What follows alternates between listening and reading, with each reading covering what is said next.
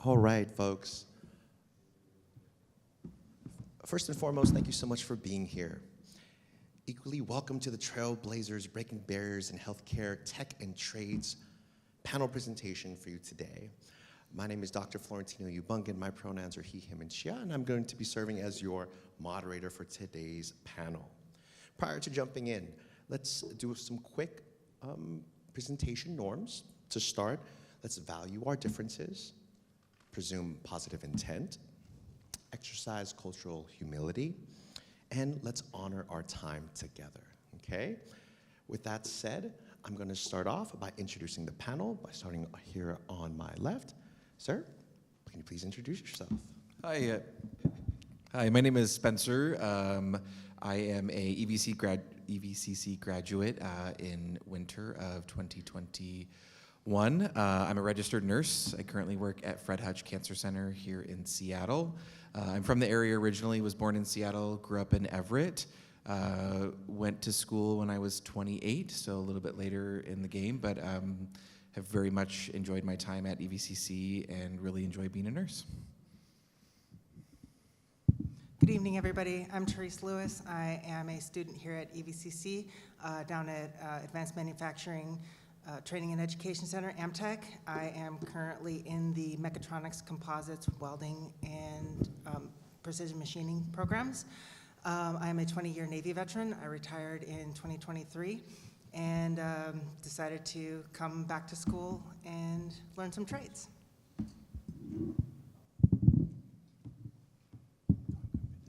Hello, my name is Kimberly Allen. I have been teaching here at Everett Community College in the Welding and Fabrication Department since 2014. I was a student here actually in the welding department in 2002, so I went into industry and I was invited back to come teach. I love it, and it's a big passion of mine to pass that on to future students. Thank you. Hello, my name is Dean. I graduated here in 2019, and MA program. I work at the up at Harborview here in Seattle, and I was in Puyallup at urgent care for 3 years. Then I've been up there at Harborview. I work in the adult medicine, which is just it's not like the emergency room, primary care, and almost 30 years I worked on power inverters, electronics, and I just wanted to do something different, and I think I did the right job, or the right move.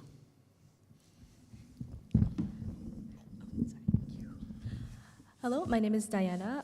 I'm a graduate in Everett Community College summer 2020. Really started here as no knowledge with IT, but I was like, why not try to go into IT? And since from there, it helped me propel into working in Japan for a little bit in IT, and then also being able to work in Boeing as an executive computing support. Now I get to work as a senior computer specialist at the University of Washington, and very grateful to be here, being invited back and be able to talk about my experience, because I think it's wonderful that everyone would like to do this. So thank you.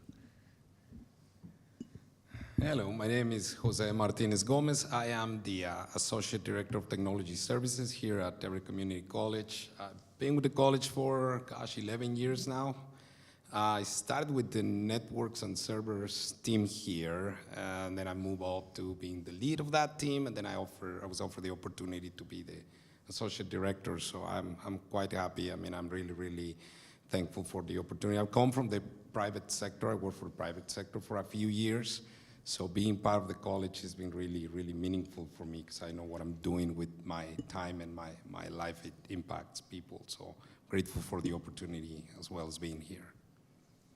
All right, thank you so much, panelists. So everyone, we're gonna run through 6 questions, and at the conclusion of the 6 questions, we're going to have question and answers for about 10 to 15 minutes, okay? So let's stay with Jose. The first question up, folks, revolves around inspiration and motivation. What inspired you to pursue a new career pathway as a non-traditional worker? Was there a specific moment or experience that motivated you to make this change? guess I start with the last part of the question. The short answer is, and I know it's going to sound a little cheesy, but the short answer is passion. And the moment was, I'm going to go back to when I was in middle school. This was obviously back in Mexico, and my middle school math teacher started to push for buying computers for the high school, or the middle school, I should say. And in Mexico, a computer back in the day was as expensive as a car. It was the exact same price buying a mid-sized car. It's exact same price as a computer. So when I saw the first computer brought to the middle school, I felt something. Like I got this thing. It really attracted me. I was really curious. I was spending time in my recess in between classes, going to just to shadow the math teacher to see how to operate a computer. I'm talking about 1988. Gosh, don't do the math, please. But I guess that was the moment when I say, like, I like this stuff, and it triggered me to start digging into, what is it about these devices, and then from now on, I developed a passion for it, and 20 plus years later, I'm here. So that's the short answer. The short answer is passion. Thank you. What really inspired me to have this new career path where I felt like in this field, especially in IT, it's usually male-dominated. What really helped was I was working with my coworkers. I worked in retail for a very long time. I didn't get to really go to community college until I was like 25. And so when I started out, I was pretty much the person that was the computer person. I was the one that was helping fix the computer, making it go a little bit faster. But essentially what really helped was like, my coworkers were very, very inspirational, makes me motivated that like, I want to be better for them. I want to fix their computers and their issues. And it just kind of helped me inspire to, let's see about the field of IT. It's not just about computer science, it's about like something service desk where you get to directly go and help these folks and it makes their day better. Specific moment, I guess, when I felt tired of working in retail, I was like, why not? Let's start going to college. Let's see what I can do, because when I was younger, it was so hard to, I feel restricted from resources. And so I was really scared to really try out anything until I realized when I got older, I was like, oh, these resources have always been there. So that really motivated me to work in IT. And again, I started from zero. The only experience I had, I'm super grateful about my mom and dad, is that my dad he works custodian, and he was able to buy a computer. Very expensive for sure. But from there, always played computers. In fact, they were concerned I was addicted to the computer. But from there, it just realized I'm like, having technology is such a privilege, and being able to, in this field is really, really nice, I guess you could say. Thank you. That's it. All right, so what motivated me to get into this career was the companies I used to work for, electronic companies, they kept selling out to bigger companies and moving, and I didn't want to move with them, so I had to get another job. And I was doing basically the same job for 30 years with just a couple different companies. The last company that came that was going to sell and move, they were able to give us, the Trade Act was a company that came in, and they said, you can go to school for 2 years and get a degree, and we'll give you the equivalent of unemployment. I didn't never go into college, so I thought, well, I want to do something different. I've been doing the same thing for almost 30 years. And so I did some questionnaires, and everything kept coming back to the medical field. And I knew I wanted to work with people and not, just kind of in a corner somewhere.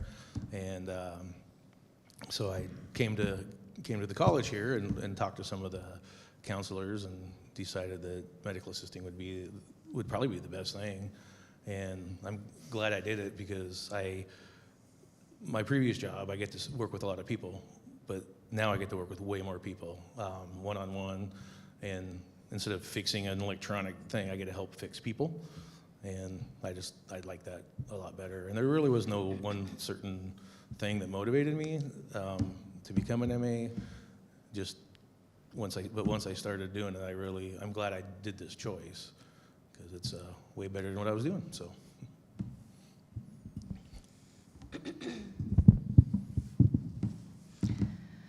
So for me, what inspired me to pursue a career in a non-traditional path is probably growing up in the shop with my dad. So my story is a little bit different. I didn't change careers. I actually started my welding career at 17. And I was able to find a program here at the college that was fully funded for youth in my position. And that was kind of all she wrote. I've been welding for 23 years now, and I am really, really happy and fortunate to be back here where I get to add that as an instructor and share that with other people at different stages in their journey. And I can't see myself being fulfilled doing anything else, so the trades are definitely the place for me. I'm kind of a non-traditional person in a lot of aspects in life, so it really aligns with me as an individual, and I love to build things and create things and just learn how to contribute is kind of a big part of who I am. So yeah, that's me. So my story is a little bit similar. I also grew up in my grandpa's auto shop, and he had friends who were woodworkers and welders and things like that. So I had that very early exposure throughout my childhood. Throughout high school, I took shop classes and things like that, and got hooked into metal shop, and that's kind of where my bread and butter was there for quite some time. I joined the Navy and ended up being an auxiliaries mechanic, and that was a very physically demanding job. I ended up getting interested in public affairs. I attained a bachelor's in public affairs and a master's in marketing. And then when I left the Navy, I had a hard time finding a job in those fields. So, I came back here and enrolled in the classes to get certified. And I've just been it started out in the mechatronics program because there's a lot of crossover skill sets and knowledge from being a mechanic in the Navy. And then I got pulled into the composites program and then into the welding program, and then spring quarter I'm getting into the machining program. So, it's just been an evolution for me of, I have these administrative skills, they're great, but at the same time, I really do enjoy the building aspect and the creation aspect of trade work. So that's kind of where my motivations were. My motivation, I kind of say there's some internal and then some forced motivation in my story. When after high school, I always wanted to be a nurse. I knew kind of as a teenager that nursing was something I wanted to do. But right out of high school, my dad worked in insurance. He'd been in it for many years, and there was an opening, and I just kind of said yes. And then 8 years passed, and I found myself kind of at the 8-year mark, pretty miserable, not enjoying what I was doing, knowing I wanted to work with people, be in the healthcare field. I would go to the doctor, go to the hospital and see nurses, or even the front desk staff working with patients, and just knew that was something that I wanted to do. I found a Christmas letter from my mom from 2005, so I was 15, that says that I was going to become a nurse when I graduate high school. I joke that I did that just 12 years later, but we got there. And the forced motivation was in 2017. I was laid off from my insurance job, and I was kind of at a crossroads of, I know insurance, I know I could go get another job, or is this the chance, do I take a chance and do I go to school and do I become a nurse? And very grateful that I did. It was a very scary step, but enrolled in school and put in the work. And as I was getting ready to apply for nursing school, COVID hit. So it definitely made for a very interesting time for all of us, anyone going to school at that time, especially in the nursing program, but made it through, and now very happy to be a nurse. So. All right, thank you so much. Spencer, let's stay here. And into the next question. What are some of the biggest challenges you faced while transitioning into a new field of learning? And how did you overcome them? Are there particular strategies or mindsets that helped you stay motivated? Yeah, I think one of my biggest things when I was finishing high school, I'd been a pretty decent student, I would say, but near the end of high school, some family demands kind of took over, and I ended up not graduating, which is something that I never kind of thought I would see for myself, but it's what happened. And so part of that kind of being at the crossroads after getting laid off was this thought of, can I even go back to school? There was a part of me that thought maybe I didn't have the ability to do so because I never finished high school. And so it took some time for me to really kind of overcome that obstacle of saying that, yes, I can go back, I can be, 28, I can go be a student, I can learn something new, I can pursue something that I've always wanted to do.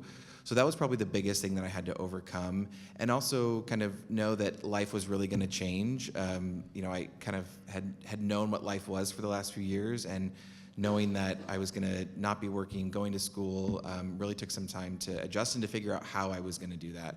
How were we financially going to manage that, and all of those things.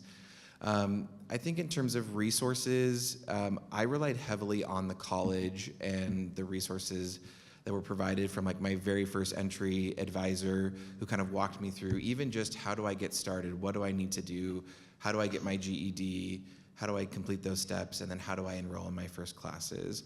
So my advice and what I would pursue is really, and it doesn't have to be, of course, Everett Community College, wherever you're at, there are so many resources available to get started, and just kind of taking that first step really can get you along that path. So there's that old saying about the best laid plans, right? Best laid plans of mice and men. Like I said, I had a bachelor's and a master's before I even left the Navy. I was ready to get into the public affairs and marketing field, and I was really intent on doing that, right? I did so many applications, and it just wasn't panning out. And my secondary option was to activate my GI Bill and come back to school. And I think in that somebody made a comment to me, and it wasn't really supposed to be snide, but it kind of came out that way. They said, you really kind of took 2 steps back. And it really made me stop and think for a minute. And yeah, I did have to take 2 steps back. And what happened in me taking 2 steps back is that I got a better view of what I was doing, and I got a better view of where I was really appreciated and where my skill sets really were. So, I came to realize that sometimes it's important to take 2 steps back and really focus and analyze where you are and where you need to go. So, in that, what was the second part of that question? Particular strategies or mindset? So I suppose that is my strategy and mindset. So, you have these ideas, you have these plans, and they're not always going to work out. In fact, I don't think they rarely ever do. We always end up in all sorts of different situations that make us, change our minds and our strategies on whatever we're doing at the time. And I think it's important to remain flexible and think of those secondary plans, even those tertiary plans, to maintain some kind of forward momentum in life, so you don't get stuck or get stagnant and then lose your motivation entirely.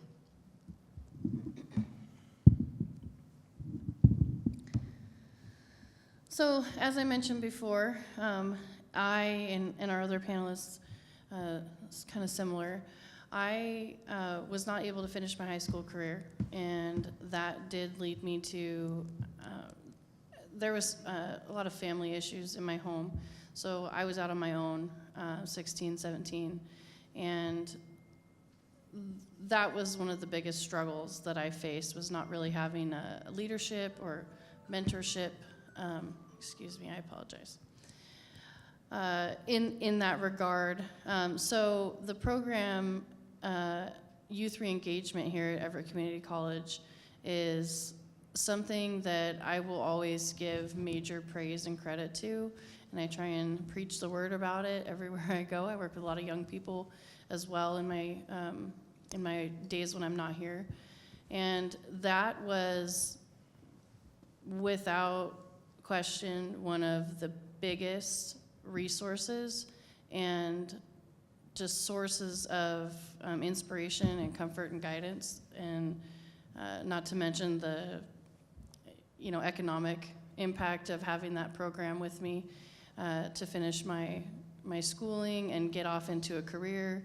And especially at that age, I was really looking for something that would allow me to be independent, but in a way that I could also still sustain, living. It really did that for me. So having self-doubt and negative feedback coming into a male-dominated trade is something that is just kind of part of it. I'm not really the kind of person that stops and asks for permission. So I felt like I had a place there. I felt a passion for what I was doing, and I've never felt like other people's opinions are what should stop you from doing what you love to do. So that mindset and just perseverance is kind of what kept me moving forward, and knowing that I decide who I am and where I am and what I'm doing, and not other people. So, yeah.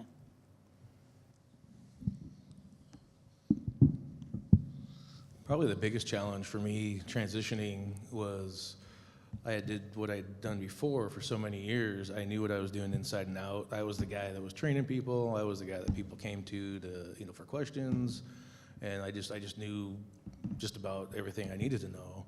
This new profession, I knew nothing, and I was coming into it. I was the one asking the questions, and it felt weird.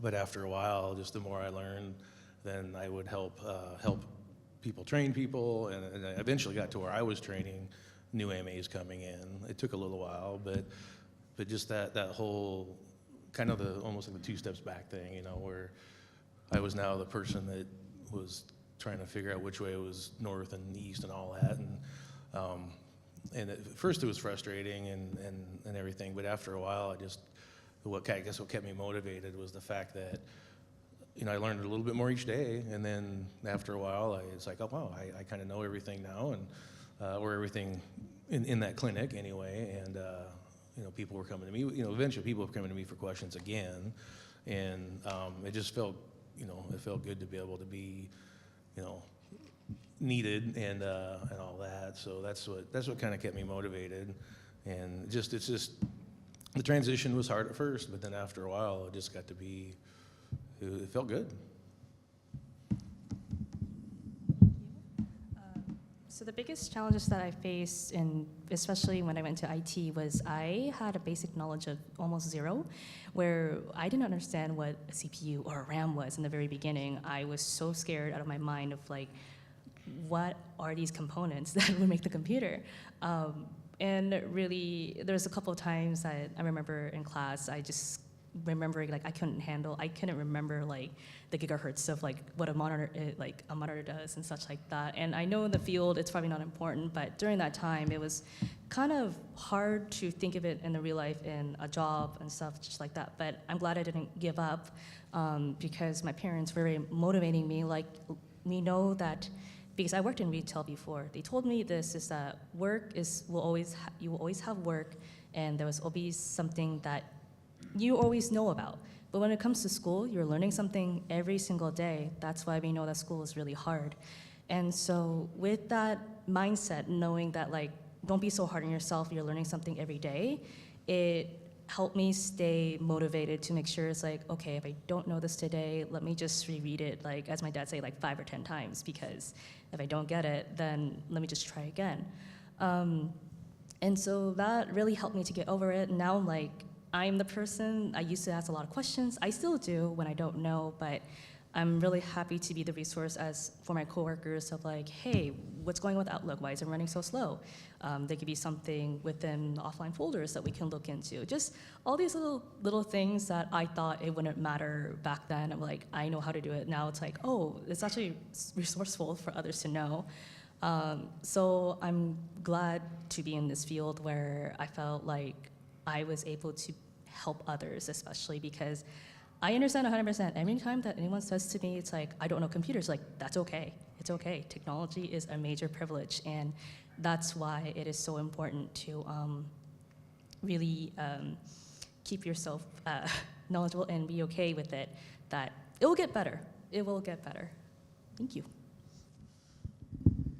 So for me, I've always been in the IT field, so I guess my transition was from one country to the other. So challenges, a lot. Starting with the language, you gotta learn a new language, you gotta learn a new culture, you gotta leave your family, friends, favorite food, and everything else just to pursue a dream. A dream of, well, something might be better out there. You're not sure, but it might.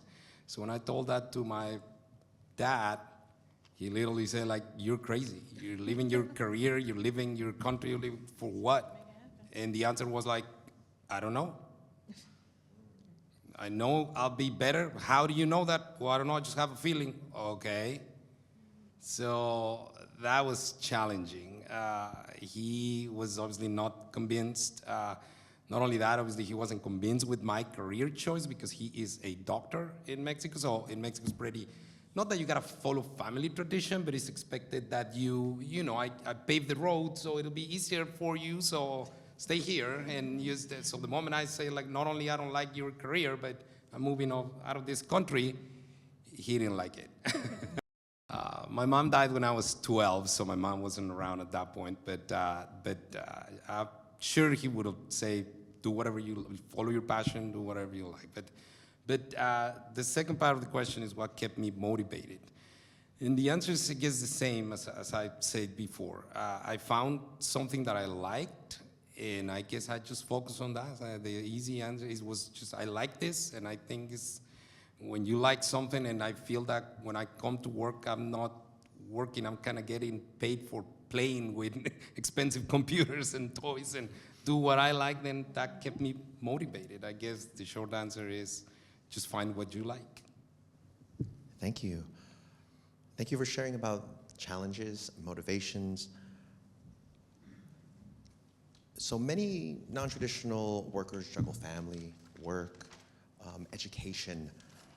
How have you managed to balance these responsibilities? And do you have any tips or tools that help you stay organized and focused throughout the process? We can start with Jose. All right. So I guess I would say when I was in college, since I had to work full-time to pay for college in Mexico, because I didn't want to apply for a loan, because loans in Mexico for college, the interest rates are brutal. So I didn't want to apply for a full loan for education. So I applied for like a scholarship, and so I learned early in life how to manage my time. So, because I was working full time and I was attending full time, college. I had to take full credits in order to keep the scholarship going. So I guess the tool is, learn to manage your time well, utilize your time quite well. That involve drinking a lot of coffee, short nights and stuff like that for a short period of time. But I guess the tools are the same. Back in the day, I used pen and paper. Today, I use an app to manage my calendar and to remind me stuff. But definitely, I think managing your time wisely, it does make a difference. Thank you. I have so many options. So, when I was going to Everett Community College, I had the privilege just to be able to focus in school, and so I was very grateful about that. But it was hard because my other friends, they were actually already had their bachelor's degree. I actually didn't. And so it was kind of hard in that aspect where I was going to school and then they were actually going out and having fun. But it was a sacrifice that I had to do. I had to kind of cut my social life just a little bit lower just because I wanted to finish school so badly, to be able to change my life and to really get into this field that I believe majority of people that I know of especially within my friend groups, like not really have gotten to IT. And especially my family members who worked hard as tradespeople, and my mom being a laundry worker, my dad being custodian. A lot of my family members work in a factory in Boeing, but I wanted to be a little bit different from that. And So my tips and tools, and to be honest, I'm actually trying to get my bachelor's degree right now. So my tip is that just really focus on just getting your education done because it'll just be really worth it. But I have to admit, it doesn't matter when you start, when you're 25, when you're 28, and even just have your chances just to explore as much education as you need and want. And to really stay organized and focused, to be very honest, I'm not the most super organized person, but I do my very best to and that's why I need school, I need classes to help me have deadlines and to make sure I finish those assignments. Because if I don't have that, there's no way I can finish it on my own. So that's why I think it's okay. Life is long, I hope, for some. But just really hopefully just focus as much as you can and just get it done. And so in a later future, it'll just be really worth it for you. Yeah, that's it for me.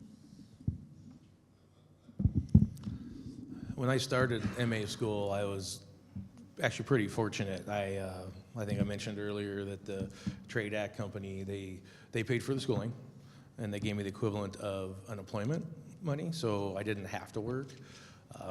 I was 47 when I first started MA school. My daughter was already in the Navy, and I was divorced, so it was just me. And so that part of it was kind of nice for, as far as, being stressed and all that. However, there was about a 6-month period where to make ends meet, I did get a job. I asked for 20 hours a week. They gave me 36. And to do that and go to school full time for that, even those 6 months, it was hard. And anybody that does that along with having a child, I tip my hat to them because I don't think I could have done it. I mean, I would have, but it was hard.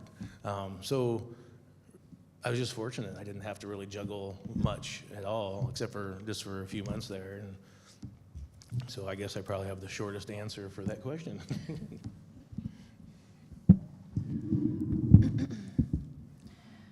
So for me, a lot of the challenges that I faced, balancing life, work, and education, I was very young, so a lot of my challenges were economical, which, we all face at times in our life.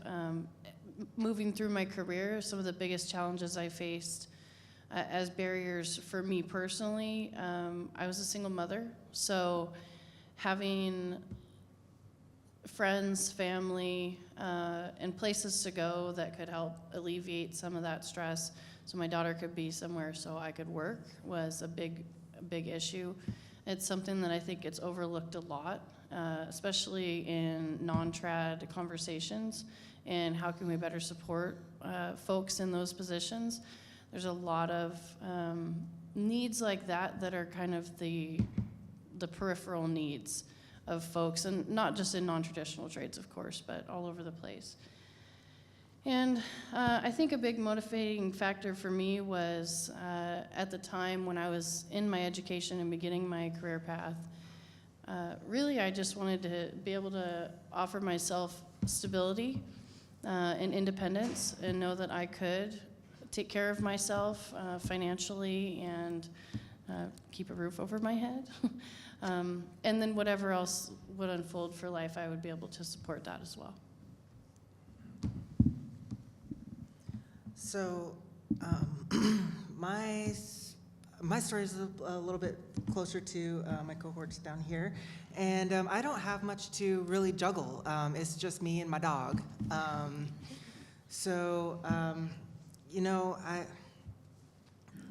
School has pretty much been my entire focus. I get paid through the GI Bill to come to school and get good grades and all that. However, my focus is the fact that my tuition is based on time.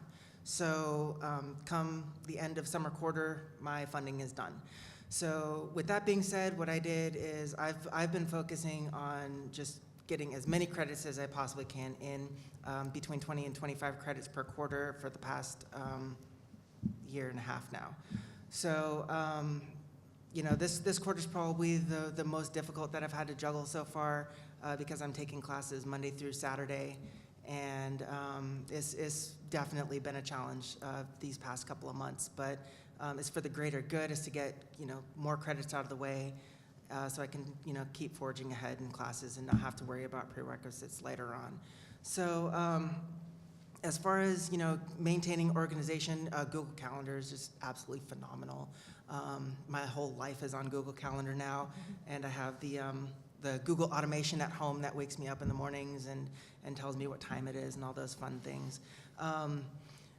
Kim and I do actually work part-time down at Amtech as well, and Kim and I actually share an office, and she would probably beg to differ with this next statement, but I am actually pretty organized. Oh, I'm the opposite. Well, I was referring to all the unfinished projects that I have strewn about my corner of the office right now.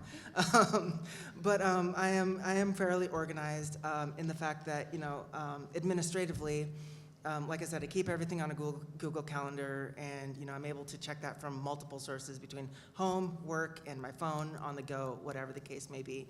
And Google Drive as well, so I can move documents from one unit to the next. So that's kind of how I maintain my organization. I think for me, I kind of consider going to nursing school at a community college kind of the non-traditional. I don't know if I would say nursing in general is non-traditional, but I think going to community college and doing it this way is maybe the non-traditional route. It's not a BSN, but you're still a full registered nurse when you graduate. You take the same exam as all the other nurses. And I say that because you hear nursing school, and it's a common, I'd say, myth or thread that if you are gonna go to nursing school, you can't work. That it's the most intense program, that you aren't gonna be able to juggle anything else. You're not going to see your friends, you're not going to do anything. And certainly the nursing program is very intense and very hard, but I think doing it in the community college level, what I kind of came to found and what I had to juggle was that I knew that I wasn't going to be able to not work. I knew that I had to continue to work to kind of sustain myself and my spouse.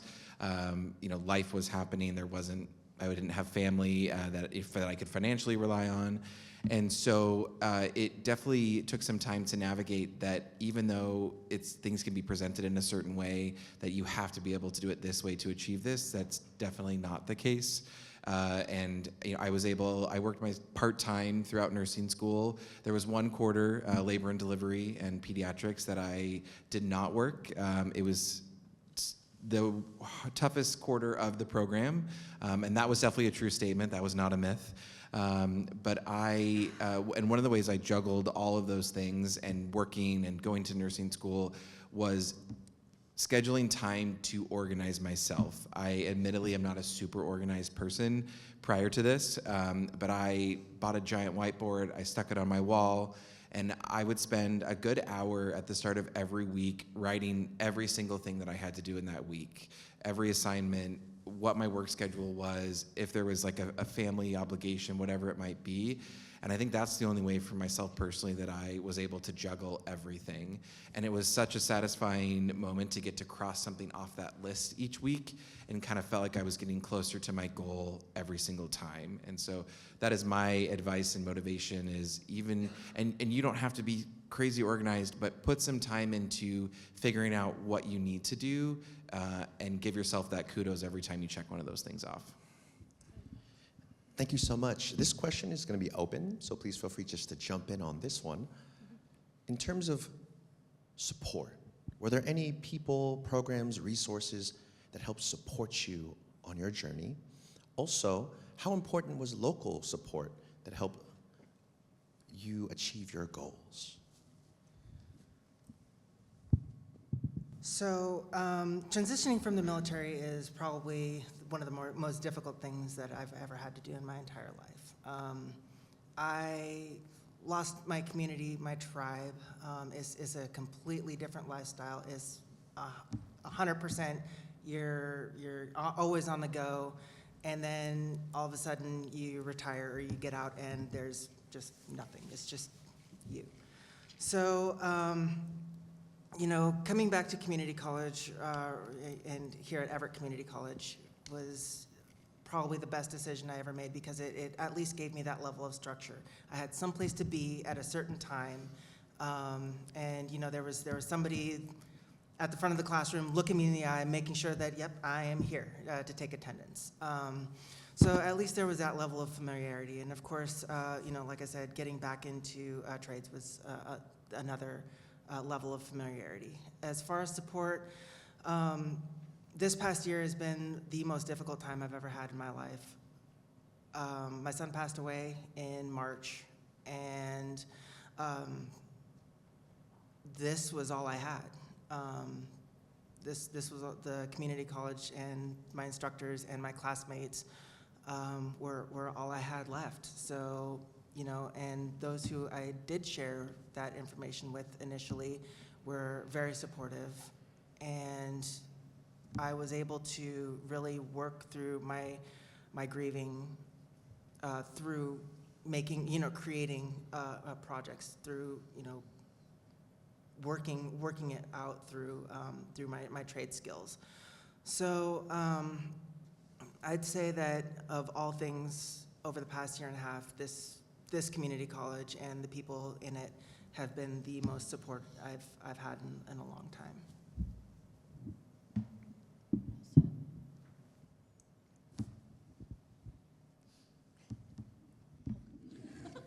Thank you. Okay. So, to good people programs, I want to say yes, definitely. I'm the same way too. Every community college has definitely be the forefront. It was really my first time of actually going to a college too. So, it was a lot more easier and less overwhelming when I first got out of high school, or when in high school, there was a lot of like, oh, get scholarships or get this, get that, SAT and stuff like that. And I guess when I was at that age, it was just felt so overwhelming. It felt so, in comparison of like a lot of people's different paths of lives, I felt like I was undermining myself, saying that like, oh, this is just nothing. Let me just do my own way and my own pathway. And you know, I didn't go to school for the longest time. I just focused on working. And then with every community college, it felt a lot more easier to kind of ease in. And like first scholarships, like I literally, people tell me like just apply, and I'm like, I applied to it, and I was able to get it here. And I was very happy about that, being able to relieve and my parents of, because I had to partially pay for it, but also like my parents too were the majority of helping me pay for college too. So being able to do that was able to relieve all of the stress. And then the tips and tools, like honestly, the library is always the greatest tool, and I think people should always use it because it's part of our community. It's part of, I think people tend to forget about libraries, and just it's easy just to consume in Amazon or in many other things that you have to buy for these services, but you don't need a subscription to the library. You don't need the subscription of getting a library card or paying for that. So definitely try to focus on what you have around your area and really take advantage of it. So you officially stole my answer. So, but yeah, no, definitely. I mean, the college for me has been great. I mean, all of the resources, even as an employee of the college, has been amazing. I got training here. I obviously use the resources the college provides.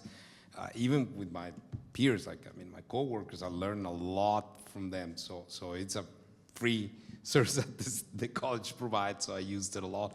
And same as you, the library. I mean, resources are free, and so yeah, I really took advantage of what the college provided for me. So The support that I got was a lot of friends and family that, you know, they knew I was going through this new thing, and I'd talk to them about just different things going on, and they would, you know, give me all the support I needed. Before my daughter left to go to the Navy, she, my first quarter here, she was going to school here too, so I went to school with my daughter for a quarter, but she helped me with math, because math is not my thing. So she was like my support for in the math part of it. But she also helped me with other projects and stuff that I was doing too. The English class, some of the people I sat by, we all exchanged phone numbers, and then, so outside of school, we were contacting each other, and, and all the, just contacting people and being open to taking advice. I'm normally one of those guys that just I'll just do it myself, but it makes it a little easier when you got other people helping you. Then you can help them too, so. In my experience, going through my education time here at EVCC, it was an absolute blessing to have the services that were available. I spent a lot of time in the library. This was 2002. So things were a lot different back then. There was computers in there, but a lot of us didn't have computers at home. I sure didn't. So that was a big barrier to my education and just my function in the world at large. So between that and the wonderful resources of the Youth Re-Engagement Program, they helped with life skills, they helped with not just education, almost everything. Helping you put together a resume, learning how to have a professional conversation, how to focus your time and your energy on what your goals are as opposed to all those things that can distract you. And being part of the campus again for the last 10 years and seeing how things have changed and grown, I'm so proud to be part of what we do here and offer that kind of support and camaraderie to my fellow staff and faculty and also my students. I love seeing all the social programs that have come up around campus and how clubs have really developed, and just the high level of regard we have for one another here at EVCC is huge. I think I have a few resources. My biggest resource for me was my nursing advisor, Kirsty, who is still here. I had the unfortunate experience that in my second quarter of prerequisites, my mother passed away from a medication error after surgery. And it really gave me pause as if this was a career I could even pursue any further. And I remember sitting in Kirsty's office, just kind of a mess, not sure where to go, what to do. I had to stop go. I was in the middle of summer quarter. I was in biology. I didn't finish the quarter, and it felt like it was almost high school all over again. And Kirsty, she had been guiding me even when I started school, and getting ready to apply for the program. And she just made everything okay. It was okay to take a break. It was okay that it was going to take some time to get back into it. It was okay that admission was going to be later than I planned. And so she, to this day, I came early today and stopped by her office to say hi to her and to thank her again for all that she has done for me. So definitely she and just advisors in general at the college, I think, are a huge resource. They really know what you need and what path you need to take. And then my one piece of advice for within the nursing program, when anyone decides to do that, is to really find a community within the nursing program. So they always tell you to find a study group, find a study buddy, and it's definitely great advice. I was kind of a do-it-myself person and study on my own, but I pushed myself and I found a group of girls that we studied together. We stayed. The great thing about the program is you're in the same cohort each quarter, so you get to really build relationships with these people.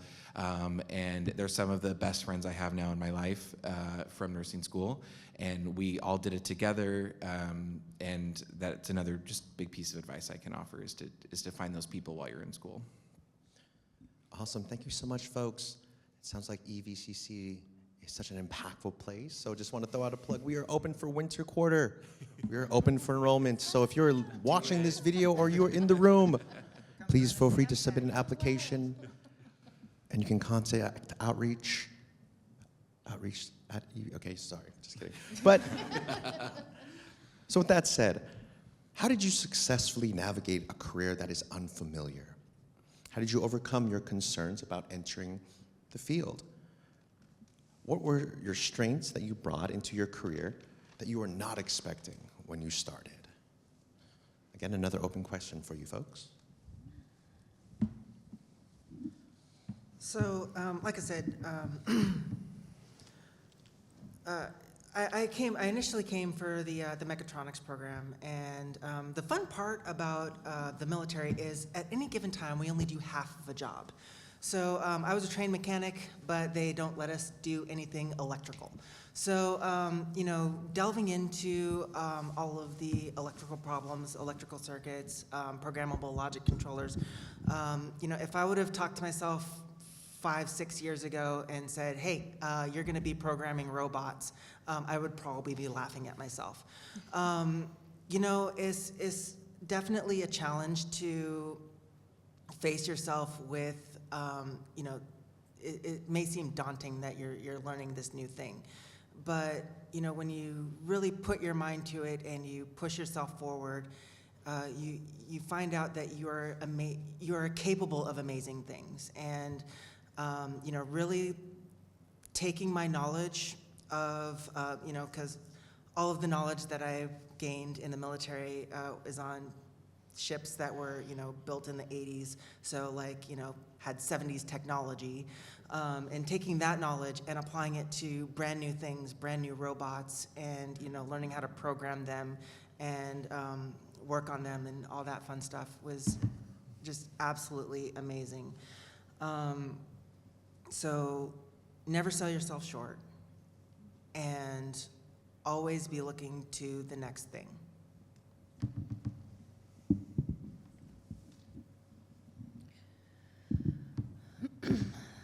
So in my experience, the desire to prove to myself that I can do what I set my mind to was probably the biggest aid that I had in all of this. And knowing that everything you learn how to do and everything you become good at, you start out by not knowing anything about it, right? We all start out maybe with an idea or a goal, and you don't know how to attain that or how to manage that, how to make that a reality, or how to perform those skills. But the only difference between not knowing how to do something and knowing how to do something is that effort and dedication to learning. So for me, that's kind of what helped me navigate through everything and keep pushing forward. Yeah, talking about fears going into a new career, I went, like I said earlier, I went from knowing everything and what I was doing prior to knowing nothing. So I had these fears during school, and then the more I learned during school, the less fears I had. But it wasn't until I was months into actually working that the fears went away. There was always the fears or the worries that, you know, am I going to be able to do this and do good at it and all that. But just like I said earlier, just every day I learned something new, and as long as I could remember it, because I forget a lot of things these days, you know, I just got better and better every day, and then so the fears kind of went away at that point.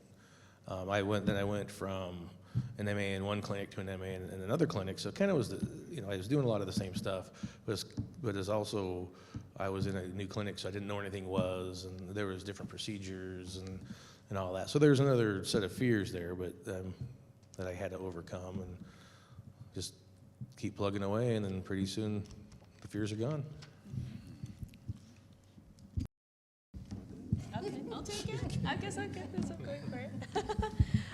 For me, basically, I think as very similar. Like basically, when I started from zero, really had no knowledge. But I think the major thing that really helped me overcome it was I keep asking questions, and my coworkers definitely helped me, like, to encourage me, like, just keep asking questions. It's fine. No one's gonna think that you're stupid because you were on the job. And also another thing that reassures me is like they hired me for a reason. So always keeping asking questions, always keep open communication, because I feel like communication is definitely the biggest and most important thing in the job too. And so if you don't know something, and that's completely fine, because I think in a workplace to keep it interesting is always to learn something new. And that's what happened for me. It's like when I first started an internship in every community college, I was like, every time there's a phone call, I was scared out of my mind. I was like, am I able to resolve their issue? But sometimes, but then what helped me assured me is like, oh, well, this is how you do this is how you do the SCCM, like, how do you remote into the device? And it was so reassuring to have that type of environment, especially in every community college. And sometimes when the people call me, it's like, hey, my Excel sheet is so huge, and I'm like, okay, let me decrease it. And I was like, something as simple as that. I felt so reassured that there's job security in IT. It's really great. But also, like, I would never ever say that it's like, because whenever there's a tendency of that, it's like, oh, I'm so sorry, it's so stupid. It's like, it's not. It's fine. I mean, it's okay to not know everything about the computer, not anything with your field. So, and that's what really helps. It keeps it interesting. And yeah, and really glad. It's so many new things with IT, so it's nice. Thank you. For me, I guess the part that I was unfamiliar, I guess I've always been in the IT field, but the piece that I was unfamiliar with is how IT works in this country, which arguably you can say, well, IT is the same all over the world, same computers, same, and the answer is not really. So it was a little challenging at the beginning just to adapt to how things work and the tools that we use here, etc. But I guess looking back, I want to say that what helped me and my piece of advice is you have to be open to adapt, and you have to be open to that adaptability that sometimes you don't even know you have. Like, oh, I didn't know I was that flexible per se, or I didn't know that I have that openness to just, you know, again, everything will be okay, just try, and it doesn't have to be perfect. I guess sometimes we're so hard on, you know, on ourselves. I mean, you want to make sure things go your way, things go as planned. And as we've been discussing here, most of the time that is not the case. Things don't go as planned, and you just got to be open to it and say, oh, well, I'll try it again. That's it.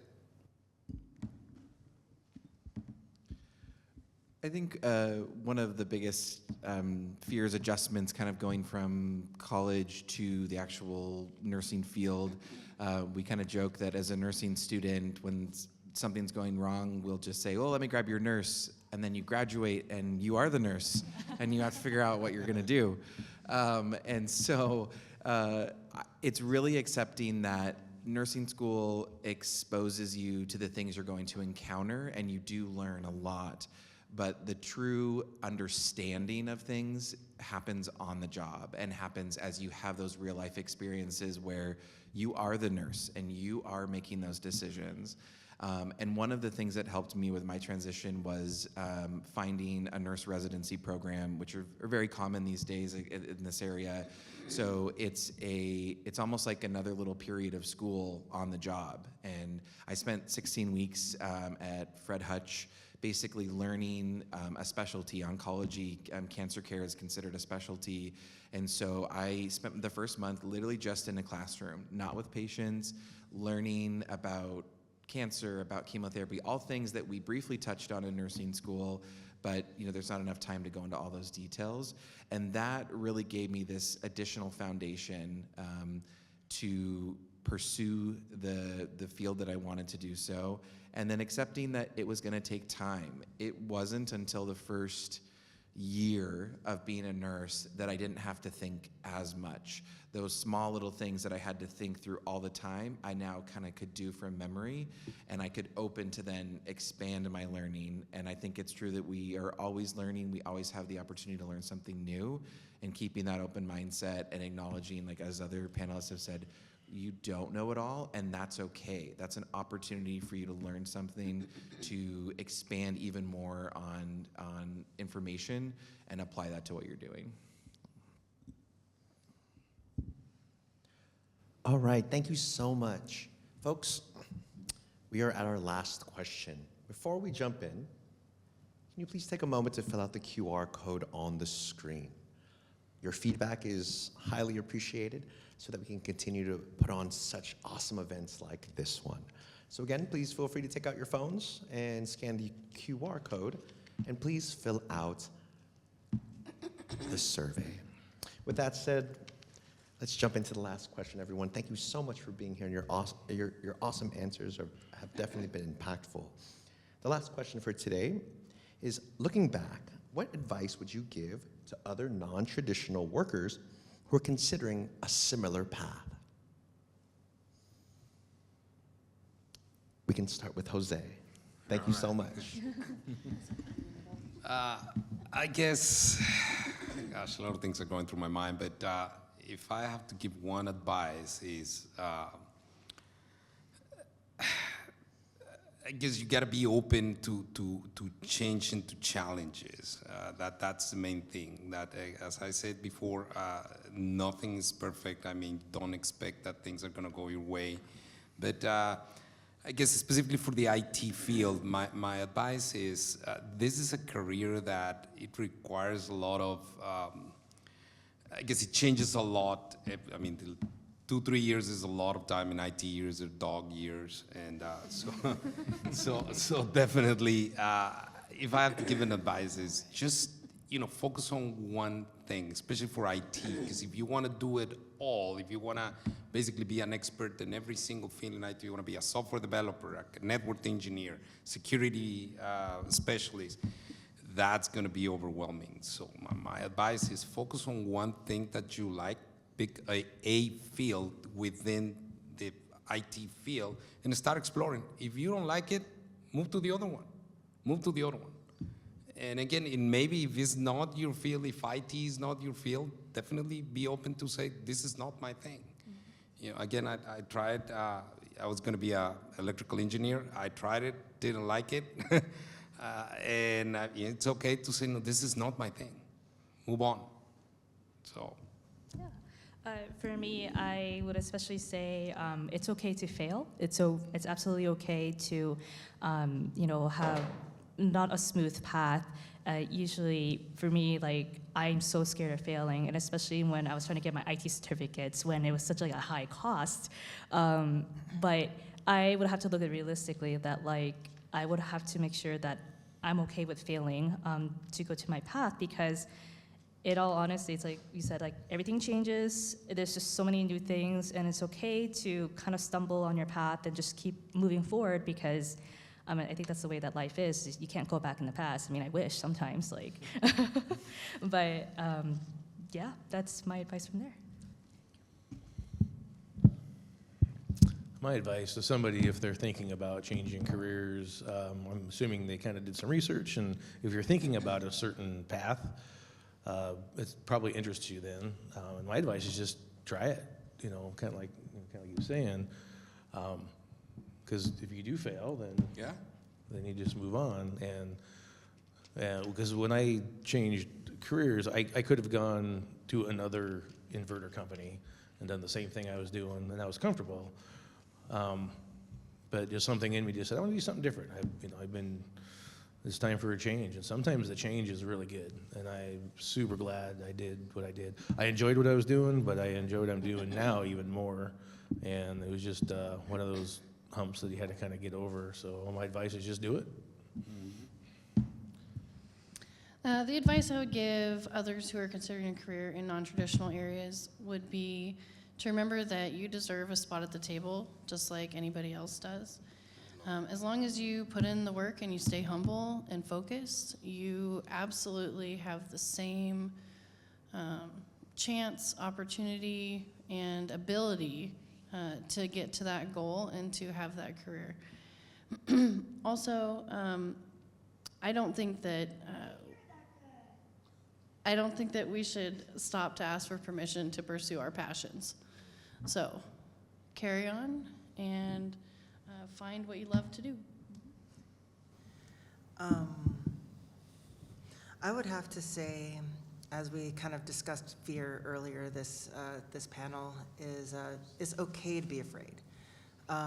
You are taking a huge step in your life, and let's say you've found an idea of what you want to do, and you're just looking to take that first step. Do it. Just do it. And I guarantee you, you will come across amazing people, whether it's your instructors or your fellow classmates or your coworkers or your bosses. Once you get out into industry, you are going to meet so many amazing people through your education and through your new career path. Just, it's okay to be afraid, and it's totally natural, but once you get here, you're gonna have fun. I definitely agree with all the other panelists on what they've talked about. I think my additional piece of advice would be that when you're kind of planning a non-traditional career or coming to EVCC or a different college, you're going to hear that there's a certain way to do things, or that in order to be this, you have to do, you have to, like I mentioned earlier, you have to not work, you have to not have friends, but you get to do it your own way, and you get to be an individual, and however you can tackle things is okay. And just because someone next to you studies 2 hours a day, or they study 10 hours a day and you study 2 hours a day, if it's working for you, that's okay. You don't have to be anything but what is working for yourself, and that will allow you to achieve your goals. And I think the other thing, one of my biggest hesitations or worries was time. I was looking at the program and thinking, that's 3 years. How am I gonna make it 3 years of juggling all of these things? And I had a great therapist tell me once, like, well, Spencer, that time's gonna go by anyway. So do you wanna be a nurse at the end of 3 years, or do you wanna just be in the same spot in 3 years? And it stuck with me, and I did the time, and now I'm a nurse. So it was true. Absolutely. Yeah. So that's my other side of advice. But trust yourself and just go for it. As everyone else has said, just take that leap and let it guide you. All right, everyone, can we give a round of sound for our panelists today? Also, I want to throw out a shout out to Ryan and Yang in the back for coordinating. Thank you. All right, with that said, we have about 10 minutes for questions. Are there any questions from the crowd today?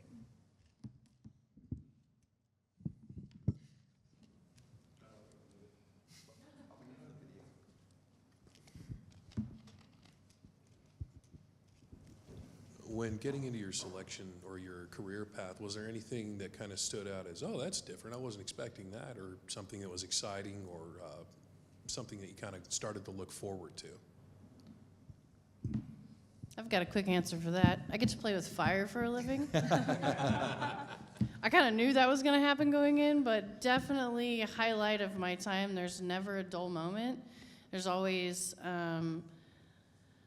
even if it's something I've done a million times, there's always a new way to do it. There's always a new tweak or a new facet to it. It's always a little exciting because it's always a little dangerous, but I think that's kind of part of the awesomeness of finding something that you really love to do, even though you're not sure how you're going to do it. You can always find those fold-outs of, I didn't see this coming. Or I really enjoy this, I can't wait to do it again. For me, I took some like questionnaires and stuff. This is when I decided to actually accept the offer to go to school. I didn't know what I wanted to do. And so I did a bunch of questionnaires, and everything kept coming back to the medical field. I would have never thought, hey, I want to be in the medical field. But once they kept popping up, and I'm like, well, I'm looking into that. So that was unexpected because it was way different than what I was doing. I just assumed it would probably come up as stuff that I kind of was doing already. But I just thought, well, I'll try it. And it was interesting at first, but well, that's how I fell into it. I just took questionnaires, and it told me what to do. Just rely on questionnaires. So, one of the things that I really kind of like Kim said, I get to program industrial robots, same ones that you see in car commercials, zap zap welding all over the place. I've been able to program those through the mechatronics program, and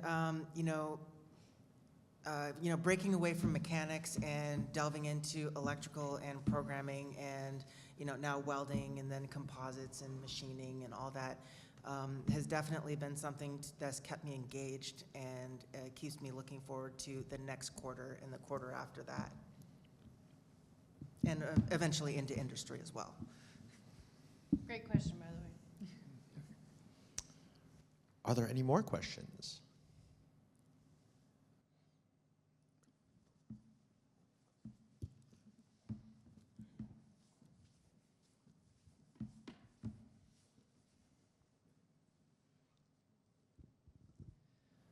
So what would be a good first step to take if say you're going along this career path and it's not working out for you, you decide, okay, I want to take my career in a completely different direction. What would be a good first step? So, I was there, definitely. 500 job applications and hardly any interviews, right? So I was exactly there. Show up, come down to, in our case, come down to Amtech, talk to our advisors, talk to our instructors, come see what we do, come see what we make, come see what you can learn how to do and learn how to make, and find a program that that interests you, that piques your interest, and get enrolled to the end of the next quarter. One piece of advice that I give my own daughters is, when you're unsure, because I was their case, to me, volunteering helps a lot. Like, go talk to people. Like, if you want to be a fireman, go to a fire station. Stay there, talk to them. Don't just watch Chicago Fire at night and thinking that that's what you want to be doing, because that's not the case. Go talk to them. Believe me, they will take you as a volunteer. Don't, again, just all you need is time.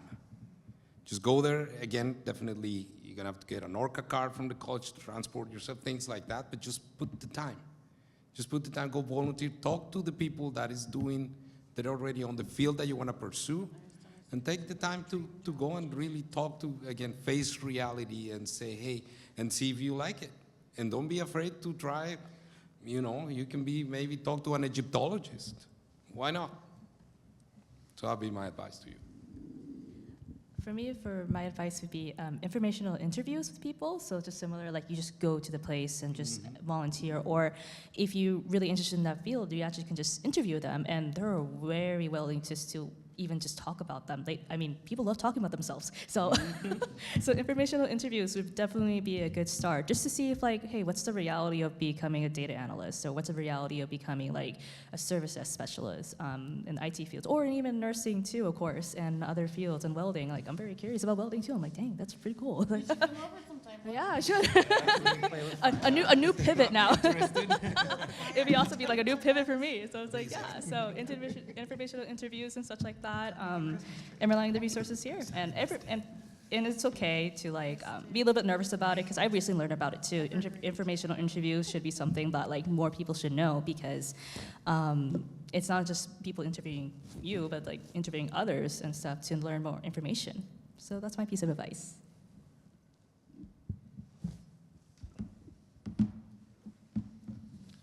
So my advice is just kind of what I said earlier, is questionnaires. That's what brought me to the medical field. These were questionnaires that was given to me from this company. I imagine you could probably get online and Google the questionnaires or whatever. But with my answer, and there was a lot of questions, and with my answers, they said, hey, this guy wants to do something more towards the medical field. And I didn't even know it. So maybe get online and just try to find some type of questionnaires for job search or whatever, and try that. To mimic kind of what he was saying and to expand on it a little bit, Google's a great place to start. I know that might undermine some of what we're doing here, but just as a person trying to figure out what you're curious about and what sparks your interest, what he was talking about, look up something related to career interest. Or career interest surveys, things like that, and that'll help you kind of narrow down what might be a good fit for the type of things that you're looking for. But good luck. Yeah. Real quick, another resource is ONET Online. It also, what it does is it will show you a career path. Say you want to get into IT, it'll show you what kind of degrees or certifications will help you get your foot in the door, what the career progression looks like, all these different things. It's an absolutely wonderful resource that they give us as we're getting ready to separate from the military, to give us an idea of how to prepare ourselves for any particular industry. All right, are there any more questions this evening or this afternoon?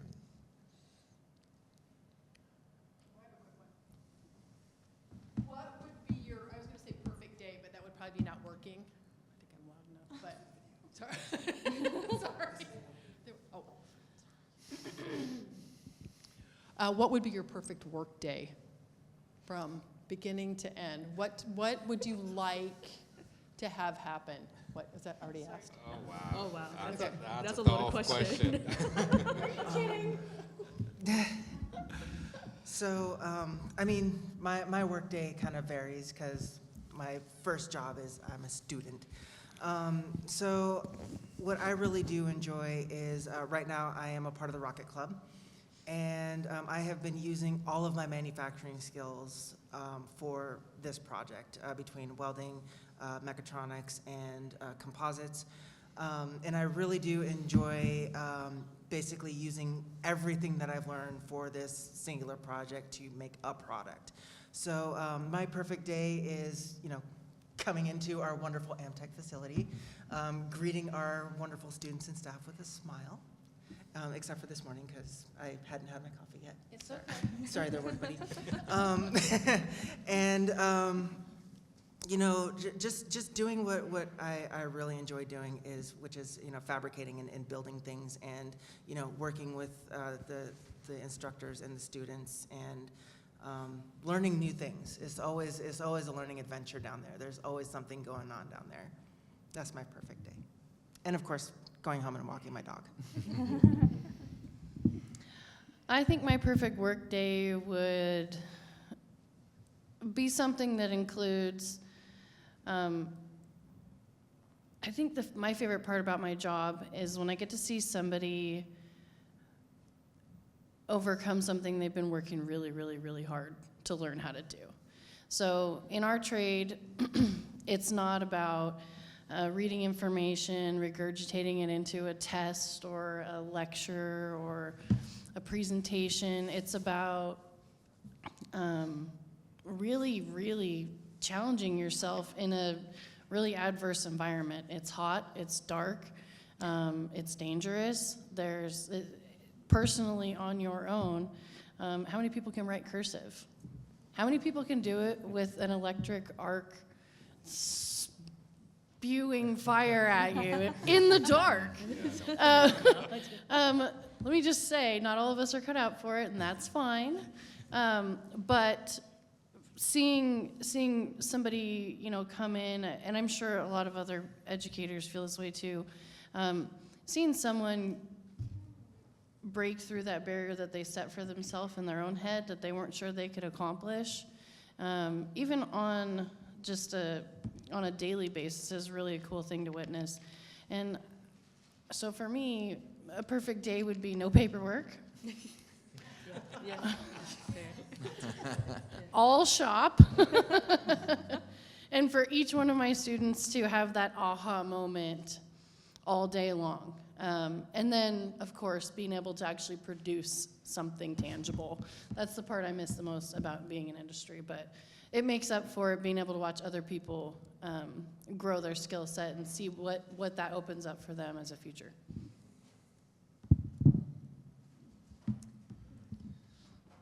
I guess my perfect day, being in a primary care facility, would be, and I haven't seen this yet, but would everybody that came in, they came in with great blood pressures. They weren't there because of an illness. This is just a checkup. We didn't have to call environmental services to clean up urine or puke. That would be, and everybody actually smiles. I always do goofy little jokes to people and try to get them to at least smile, and most of the time they do. But we work with people that are homeless. We work with people with mental illnesses, so it's challenging. But we do the best we can. But that'd be my perfect day. Is just you're just there to take blood pressures and go to lunch.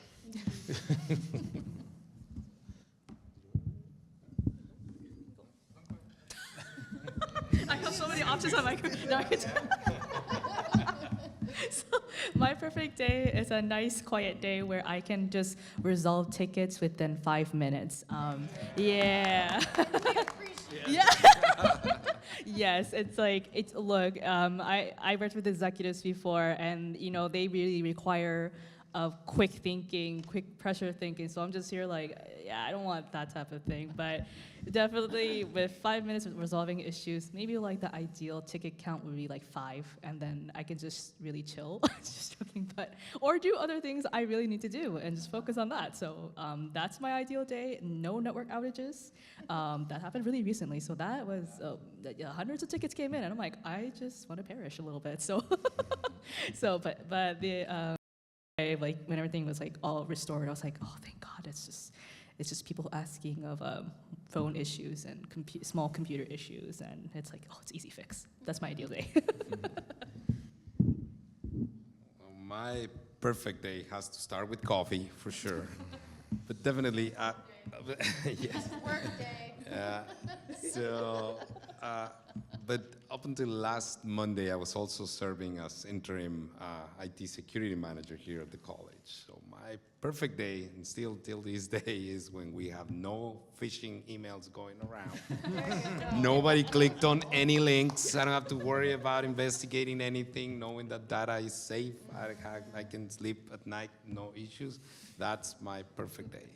Luckily, again, we hire a new cybersecurity manager now, so I was relieved from that duty, but definitely that is a perfect day still. I like Jose. Perfect day would also need to start with coffee. It's a necessity. And then a perfect day would include all of our patients having the ability to get to their appointments and get there on time, to have doctors have signed their orders, to have the pharmacy not have any delays making chemotherapy, to have IVs that are working, that aren't giving us trouble, and to have patients who are responding to their treatments. That would be a perfect day. Just a few. Christmas list. Yeah. All right, everyone. Can we give our panelists one more round of sound, please? Thank you again for coming out and attending our event today. Please feel free again, if you have not already done so, please scan the QR code and fill out the survey. With that said, thank you so much, everyone. You have a great day, and we'll see you next time. Later.